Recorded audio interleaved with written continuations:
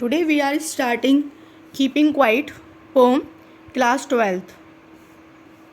This poem is composed by the Pavelo Neruda.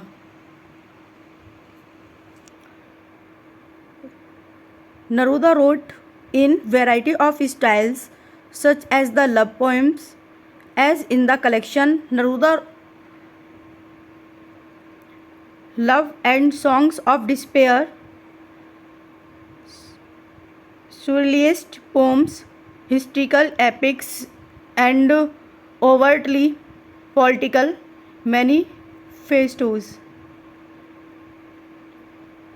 He composed 140 poems. And now we are starting Keeping Quiet.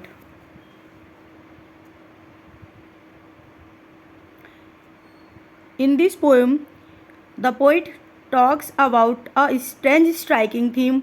It is basically an anti-war poem. This poet is deeply concerned about violence, cruelty to animals, plight the manual workers. Here the poet offers a very simple solution to many of our problems. In the poem, the poet has the emphasis the importance of the इंट्रोस्पेक्शंस. इस poem में poet हमें बता रहे हैं, ये जो poem है ये एंटी वॉर पोएम है.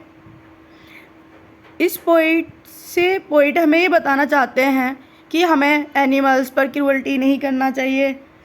और इस पोएम में पोइट ने बहुत सारी प्रॉब्लम्स के सॉल्यूशंस दिए हुए हैं. Now we will count to 12 and will all keep still. यहाँ पर जब पोइट इस पोएम में 12 तक काउंट करते हैं और वो स्टिल रहने के लिए कहते हैं.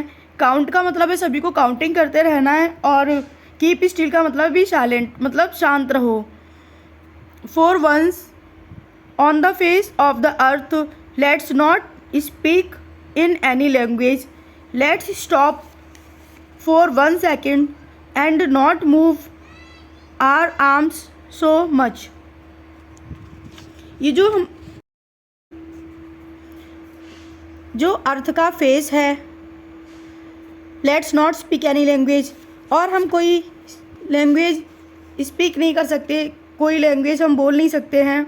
लेट्स स्टॉप फॉर 1 सेकेंड, और हम ये जो अर्थ का फेस है, हमें कोई लैंग्वेज भी स्पीक नहीं करनी है और हमें 1 सेकेंड के लिए रुकना है.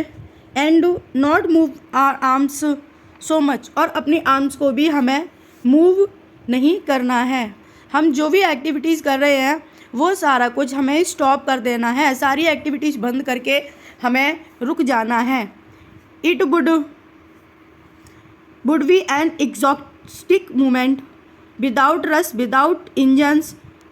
We would all be together in a sudden strangeness. Exotic का मतलब एकदम abnormal. रस का मतलब है यहाँ पर a fury of hasty activities means भाग दौड़. strangeness का मतलब है सरप्राइज. तो ये जो मूवमेंट हैं कैसे हैं, एबनॉर्मल हैं. यहाँ पर हम बिना रस के, बिना किसी भाग दौड़ के या बिना किसी तेज़ वाहन के अचानक आश्चर्य के साथ में एक जगह पर इकट्ठे हो जाएंगे. Fisherman in the cold sea would not harm whales and man gathering salt, it would look at the hurt hands. Harm का मतलब है किल करना, नुकसान देना. गैदरिंग का मतलब है कलेक्टिंग, इकट्ठा करने वाले. हर्ट का मतलब है बाउंड, इंजर्ड. यहाँ पर पोइट ये कहना चाहता है कि जो फिशरमैन हैं वहाँ वो कोल्ड सी में जाकर फ़िश को किल ना करें, फ़िश को ना मारें. कहने का मतलब यह है कि वो फ़िश को किसी तरीके का कोई नुकसान ना पहुँचाएं. And the man gathering salt, और जो मैन है वो ये जो सॉल्ट को इकट्ठा कर रहा है वो अपने हैंड्स का ध्यान रखे, अपने उसके जो हैंड्स है वो हर्ट ना हो, वो अपने हैंड्स का यहाँ पर ध्यान रखें। Those who prepare green wars, wars with gas, wars with fire, victory with no survivors, would put on the clean clothes and walk about their brothers in the sheds doing nothing। Prepare का मतलब यहाँ पर ready होना, make ready for use. Green Wars का मतलब destruction of nature. Wars with gas का मतलब है युद्ध के लिए रासायनिक बम। वॉर्स विद फायर का मतलब है कि जो वॉर होते हैं उसमें बहुत सारे बम, गन, बंदूक वगैरह इन सारी चीज़ों का यूज़ होता है। सर्वाइवर्स का मतलब है person who continue to live in spite of wars. युद्ध के बाद जीवित रहने वाले लोग, इनको हम बोलते हैं survivors.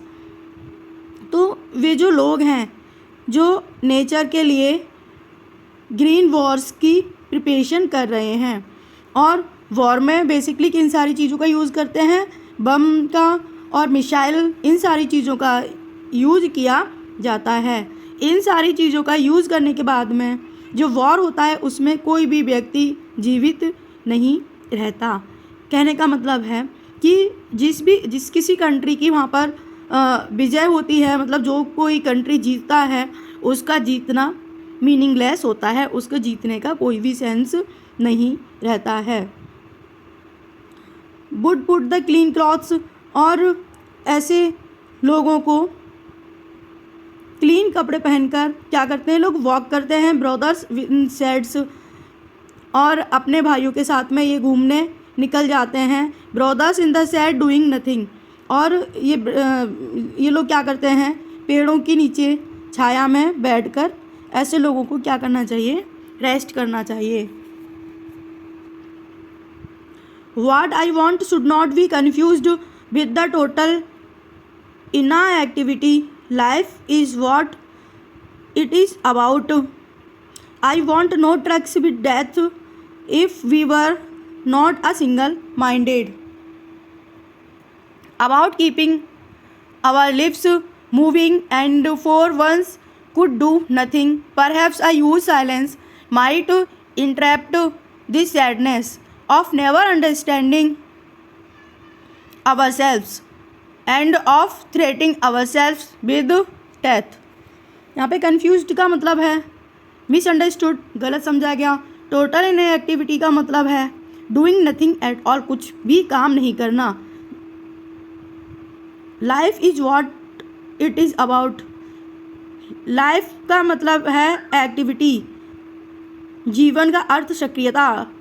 I want no truck of with death, यहाँ का मतलब है I refuse to association with death, मैं मृत्यु से बिल्कुल भी जुड़ना नहीं चाहता हूँ।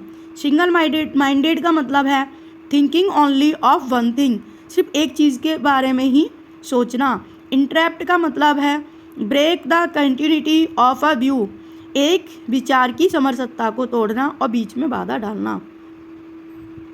अब यहाँ पर जो पोइट है थोड़ा सा कंफ्यूज रहता है कि उसको यहाँ पर गलत समझा जाता है। Life is what it is about, life क्या है और उसके बारे में I want no truck with death, और वो यहाँ पर डेथ के बारे में कुछ भी नहीं समझ पाता है और वो डेथ से डर जाता है। If we were not a single minded, यहाँ पर वो एक ही बात के बारे में सिर्फ सोचता रहता है।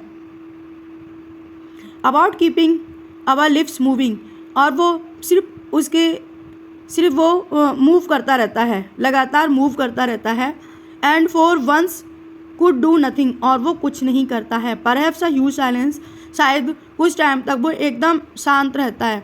Of never understanding ourselves, और वो किसी भी चीज़ के बारे में नहीं सोचता है। And of threatening our self with death, और सिर्फ एक ही चीज़, मतलब एक ही सैडनेस उसको चुप कराने में सहायक हो सकती है। चुप कराने से मतलब है यहाँ पर चुप्पी तोड़ने में, जबकि वो बिल्कुल पूरा साइलेंट बैठा रहता है पोइट, तो उसको एक ही चीज़ हेल्प कर सकती है, क्योंकि वो पोइट यहाँ पर बहुत ज़्यादा सैड है। Perhaps the earth can teach us as when everything seems dead and later proves to be alive. Now I'll count to 12 and you keep quiet and I will go. Later का मतलब होता है बाद में, alive का मतलब होता है लिविंग नॉट डेड, सजीव हो सकता है। यहाँ पे परहैप्स का मतलब है शायद अर्थ हमें टीच करे, and when everything seems dead जब सारी चीज़ें बिल्कुल मृत हो जाएंगी, and later proves to be alive और कुछ समय बाद वह जीवित हो जाती है। Now I will count up to 12 अब हमें सिर्फ कहाँ तक काउंट करना है, 12 तक काउंट करना है। And you keep quiet and I will go और आप बिल्कुल शांत रहें और आई विल गो और मैं यहाँ से बिल्कुल चला जाऊँगा। So this is our poem.